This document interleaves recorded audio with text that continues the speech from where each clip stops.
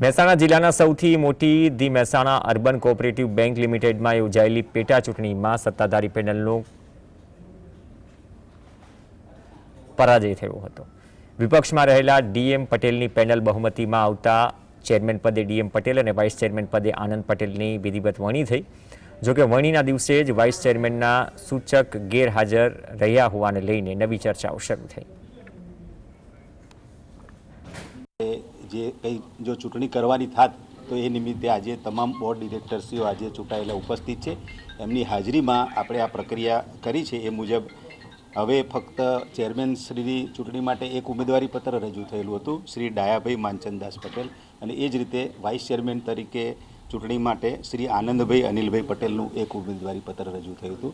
એટલે આ જે ફક્ત ચેરમેન શ્રી અને વાઇસ ચેરમેન શ્રી માટે એક ઉમેદવારી પત્ર રજૂ થયેલ હોવાથી બંને ઉમેદવારશ્રીઓને ચૂંટાયેલા જાહેર કરવામાં આવે છે।